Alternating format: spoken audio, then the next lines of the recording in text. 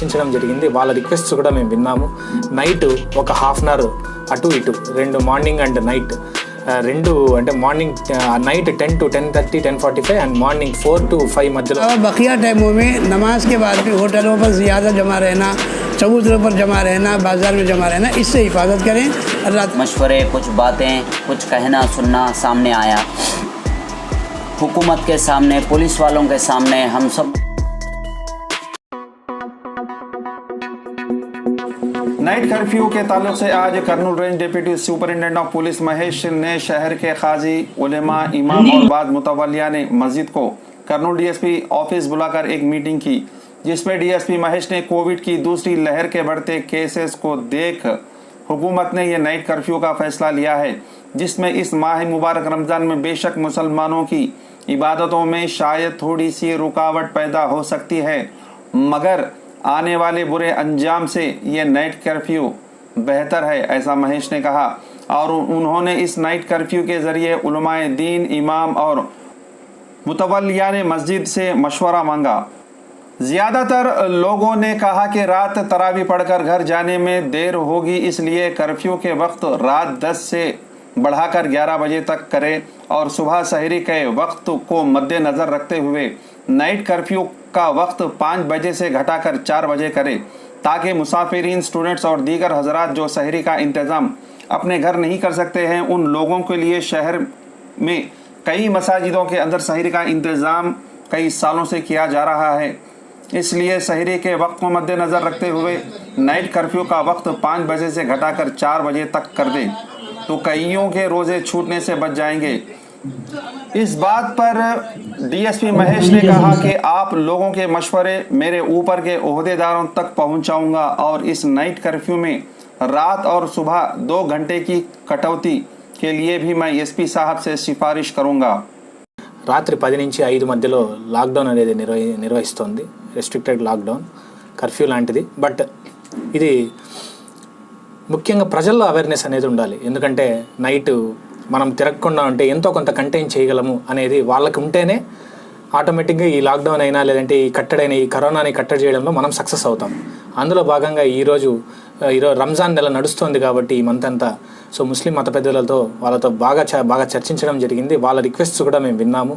Night ఒక half an hour అటు ఇటు, రెండు మార్నింగ్ అండ్ నైట్ రెండు, అంటే morning night 10 to 10:30, 10:45 and morning 4 to 5 మధ్యలో మేము బయటకు వచ్చి మా ట్రెడిషన్స్ కొంచెం నిర్వహించుకునేది ఉంటుంది. దాని అన్ని మీ చట్టానికి తగ్గట్టే మేము నిర్వహిస్తామని వాళ్ళు మాట ఇవ్వడం జరిగింది.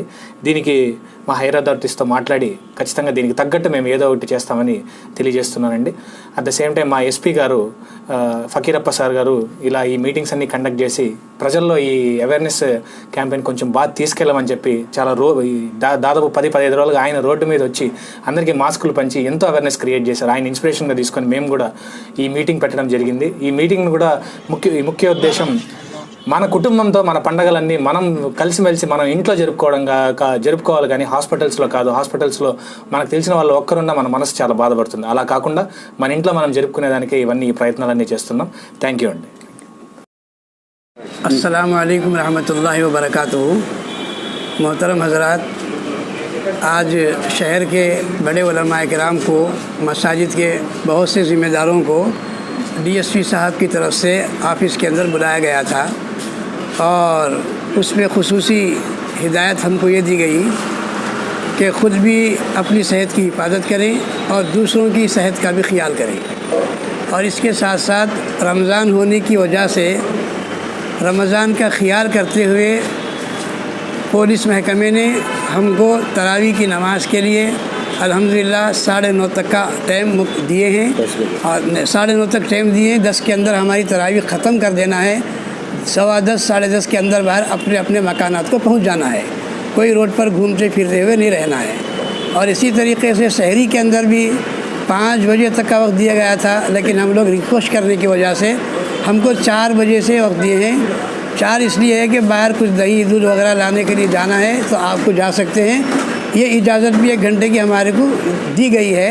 लिहाजा इसके अलावा बकिया टाइमों में नमाज के बाद भी होटलों पर ज़्यादा जमा रहना, चबूतरों पर जमा रहना, बाज़ार में जमा रहना, इससे हिफाजत करें.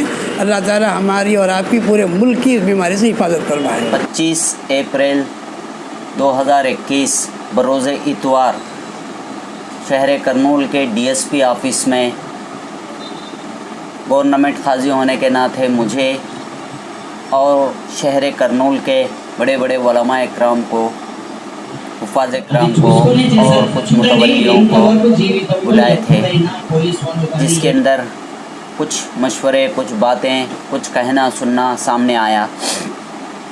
हुकूमत के सामने, पुलिस वालों के सामने हम सब मुसलमान मिलकर कुछ मुतालिबे रखे। उनमें से रात की कर्फ्यू के मुतालिक था। रात की कर्फ्यू में 2 घंटों के कमो पेशी कराया गया।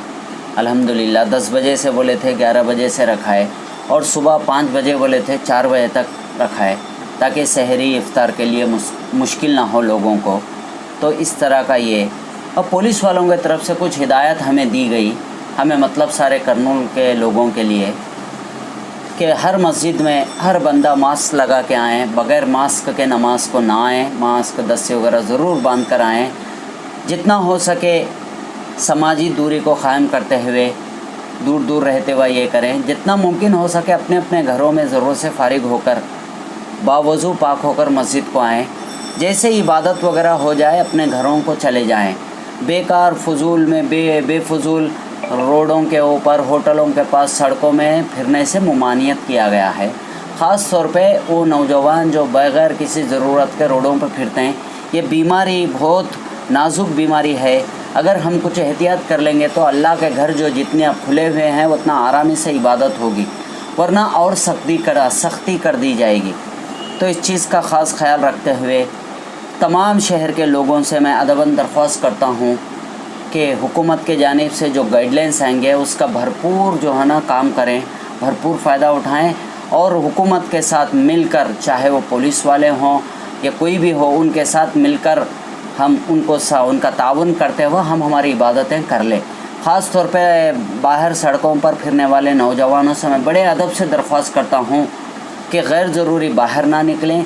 ज़रूरत पर बाहर निकलें तो मास्क लगा के निकलें, एहतियाती कर लें, क्योंकि बीमारी वो किसी को भी आ सकती है। अल्लाह मेरी, आपकी, तमाम उम्मत मुस्लिमा की और सारे लोगों की अल्लाह इस बीमारी से हिफाजत फरमाए। आमीन आमीन। वाखिर दावाना अल्हम्दुलिल्लाहि रब्बिल। सैयद महमूद पीर, bureau report, the Pir times.